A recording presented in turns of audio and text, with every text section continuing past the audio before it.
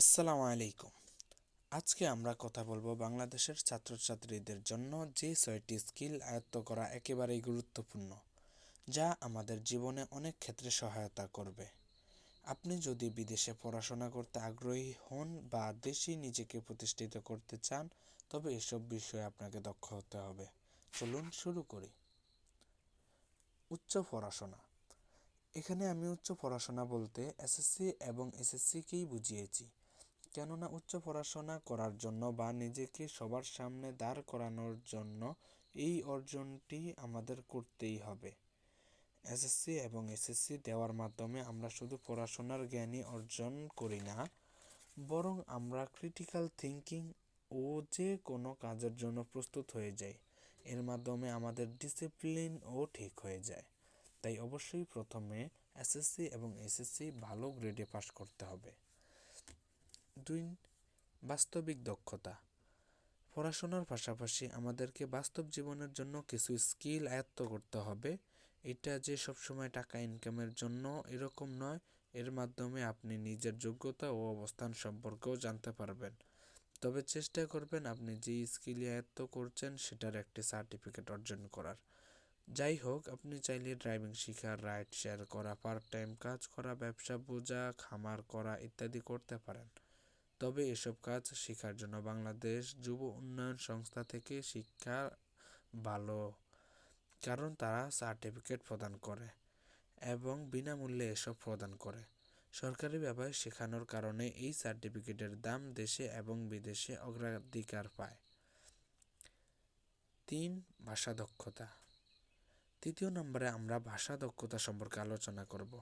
আন্তর্জাতিক ভাষা হিসেবে যেহেতু ইংরেজি ভাষা প্রতিষ্ঠিত, তাই আমাদেরকে অবশ্যই ইংরেজি ভাষায় দক্ষ হতে হবে।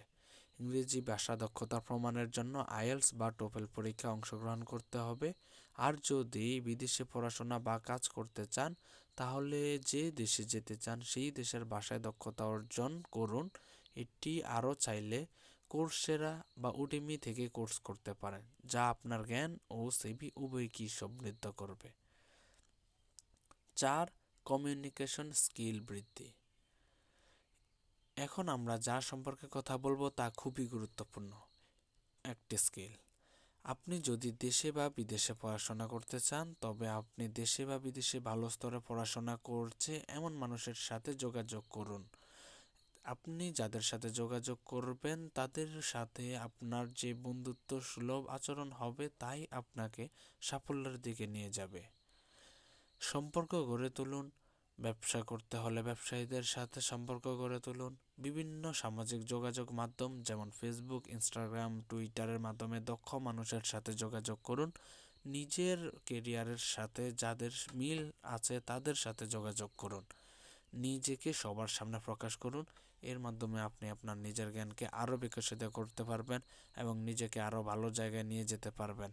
কমিউনিকেশন স্কিল বাড়ানোর অন্যতম একটি উপায় হলো ভলেন্টিয়ারিং এ অংশগ্রহণ করা, যা আপনাকে সকল ক্ষেত্রেই সাহায্য করবে। 5 নম্বর, ফ্রিল্যান্সিং। বর্তমানে বাংলাদেশের মানুষ কিছু অনলাইন আয়ের ব্যাপারে পিছিয়ে নেই।